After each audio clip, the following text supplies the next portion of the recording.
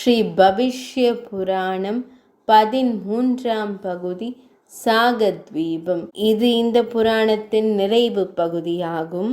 இப்புவியானது 7 தீபங்களாக பிரிக்கப்பட்டுள்ளது.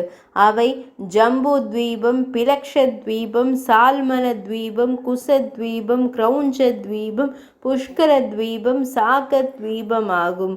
ஜம்பு தீபத்தில் பாரத வருஷம் உள்ளது. சாகத்வீபம் தயிர்கடலால் அதாவது தகி சமுத்திரத்தினால் சூழப்பட்டுள்ளது. இங்குள்ள நகரங்கள் புனிதமானவை.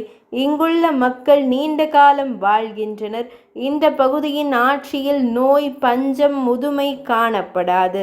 பனி மூடிய 7 மலைகளும் அவற்றை சுற்றி இரத்தின கற்களும் ஏராளமாக கிடைக்கின்றன. இங்கு பாயும் 7 ஆறுகளில் விலை உயர்ந்த கற்கள் கிடைக்கின்றன. மேருமலையில் முனிவர்களும் கந்தர்வர்களும் வசிக்கின்றனர். உதயம் மலையின் சிகரம் பொன்முடி போல் இருக்கும். மகாகிரியில் ஏரிகள் ஏராளம். ரைவதக மலையில் ரேவதி நட்சத்திரம் எப்போதும் காணப்படும். ஷியாமமலை கருநிறமாக இருக்கும். இத்தீவின் ஸ்வர்க்கமாகும். அந்தகிரி வெள்ளியை போல மின்னும். அம்பிகையோ பனியால் மூடப்பட்டுள்ளதால் மனித நடமாட்டம் இல்லை. ஷக என்ற மரங்கள் நிறைந்திருப்பதால் இதற்கு ஷக தீபம் என்று பெயர் கொண்டது. இதில் பல தெய்வங்களும் கந்தர்வர்களும் நிறைந்துள்ளனர்.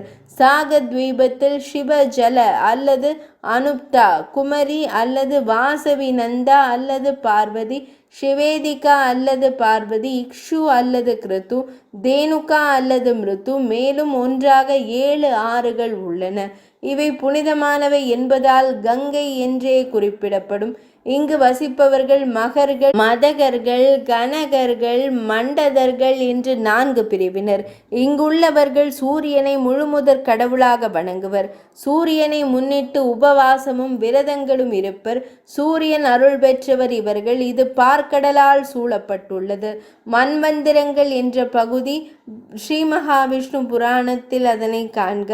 இந்த பவிஷ்ய புராணம் சூரியனை பிரதான கடவுளாக கூறுவதால் இது மற்ற புராணங்களிலிருந்து வேறுபட்டிருக்கிறது. இதில் பலவித விரதங்கள், தானங்கள் போன்றவை அதிகமாக விளக்கப்படுகின்றன. 13ஆம் பகுதி இனிதே நிறைவடைந்தது.